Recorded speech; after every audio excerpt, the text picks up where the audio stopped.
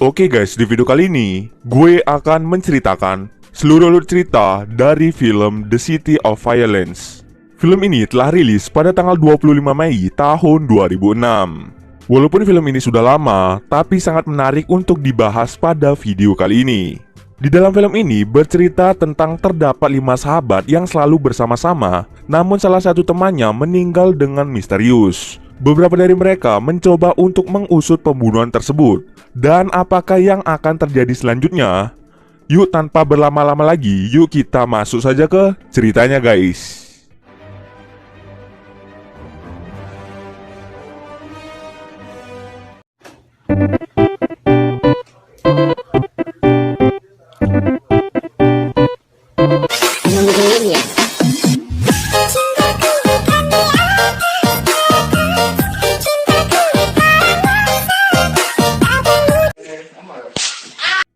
Film ini diawali dengan memperlihatkan seorang pria bernama Wang Jie yang merupakan mantan gangster.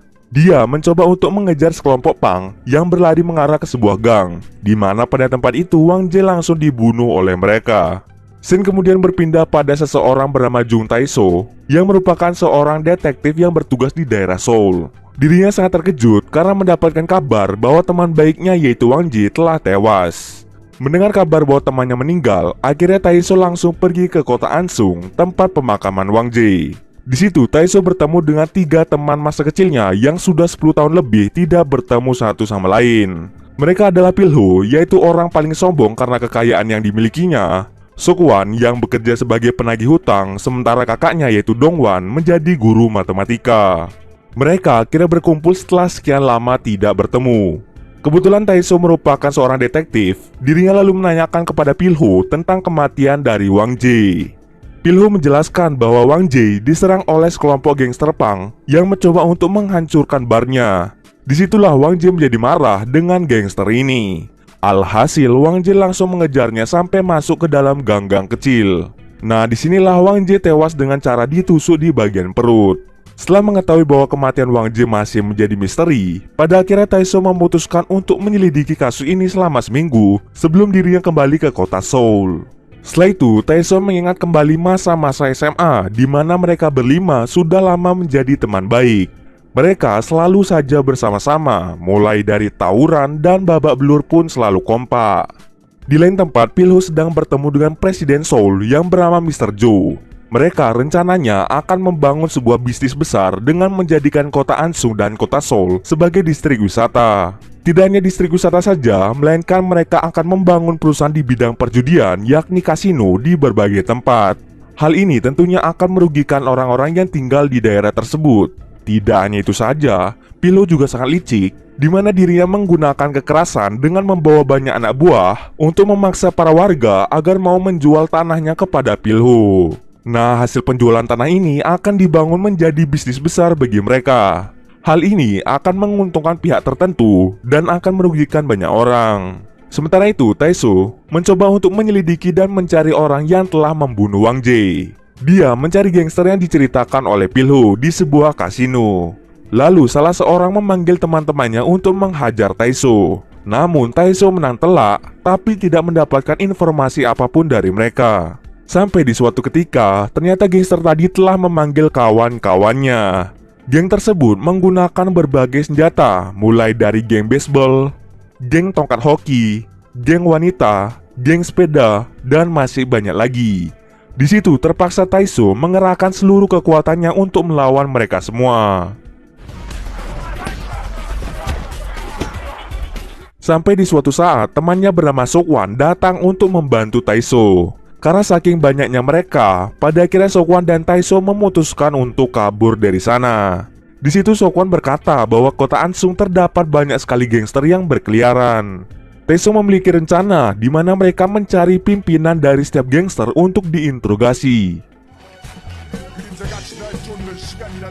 Itulah salah satu cara untuk mengetahui siapa suruhan mereka sebenarnya. Setelah menginterogasi seluruh geng yang ada, mereka berdua menyadari bahwa pembunuhan Wang Jie bukanlah pembunuhan sembarangan, melainkan pembunuhan yang sudah direncanakan. Pimpinan geng wanita memberitahukan bahwa semua ini terkait dengan kakak Seok-wan, yaitu Dong-wan. Mengetahui hal tersebut, kemudian mereka berdua mulai menginterogasi Dongwon. Di situ terungkap bahwa Dongwon membantu Pilho karena dirinya dijanjikan sebuah toko di dalam kasino, yang tujuannya agar ibunya tidak perlu bekerja di pasar. Sebenarnya, tujuan Dongwon ini agar ibunya tidak kelelahan bekerja di pasar. Makanya, dia mau membantu Pilho dalam membangun bisnisnya. Namun nyatanya, sampai detik ini, Pilho telah mengingkari janjinya. Ternyata, semua gangster yang ada di kotanya berada di bawah pimpinan Pilho. Mengetahui bahwa Dongwon mendapatkan janji palsu dari Pilho, pada akhirnya mereka menemui salah satu partner Pilho yang mungkin bisa diajak berbicara. Di situ, partnernya bercerita bahwa Wang Ji tidak setuju dengan rencana Pilho yang akan mengubah seluruh kota menjadi distrik wisata. Wang Ji sudah tahu di dalam bisnisnya ini akan merugikan banyak orang. Karena hal itu, Wang Ji lebih memilih untuk menentang rencana Pilho. Akhirnya, terjadilah perkelahian antara Wang Ji dengan Pilho. Singkat cerita, Wang Ji menang telak atas Pilho sehingga membuat Pilho tertunduk. Setelah kekalahan Pilho, Pilho mengerahkan beberapa gangsternya untuk membantunya mengalahkan Wang Ji. Nah, disinilah terungkap siapa pembunuh sebenarnya. Yang membunuh Wang Ji adalah Pilho dengan cara menusuknya di bagian perut. Mengetahui semuanya, akhirnya Taesu dan Sukwon langsung mencari pemimpin gangster punk yang membantu Pilho dalam pembunuhan itu, agar nantinya pemimpinnya bisa memberikan kesaksian mengenai kematian Wang Ji. Kemudian Taesu menceritakan semua kebenaran ini kepada istri dari Wang Ji, yakni Miran, yang tak lain merupakan adik dari Pilho. Di lain sisi, Pilho yang mengetahui pemimpin gangster punk ditangkap. Akhirnya dia mengirim orang untuk membunuh pemimpin tersebut agar Pilho tidak bisa dipenjara. Singkat cerita saja, anak buah yang dikirim berhasil membakar pemimpin gangster untuk menghilangkan semua bukti. Keesokan harinya, Pilho sudah mengetahui bahwa partnernya sendiri berkhianat kepadanya. Nah, muncul pertanyaan, dari mana Pilho bisa tahu bahwa partnernya ini berkhianat? Jawabannya adalah dari salah satu anak buah Pilho yang sempat mendengar pembicaraan partnernya dengan Taesu dan Sukwon mengenai siapa dalang dari pembunuhan Wang Ji. Sehingga hal itulah yang menyebabkan Pilho tega membunuh partnernya sendiri. Setelah membunuh partnernya, Pilho lalu menemui Taesu untuk berduel 1 lawan 1. Curangnya, Pilho dengan sengaja mengajak Taesu pergi ke sauna, di mana tempat tersebut merupakan markas dari anak buah Pilho. Karena Taesu tidak tahu bahwa itu adalah markasnya, akhirnya Taesu dipukuli hingga babak belur. Sementara itu, Sukwon, Dongwon, dan ibu mereka sedang melakukan perjalanan ke sebuah restoran. Namun nasib naas, mereka ditabrak oleh kendaraan truk yang mengakibatkan kakaknya dan ibunya tewas seketika. Kini hanya tersisa Sukwon yang tidak memiliki siapa-siapa.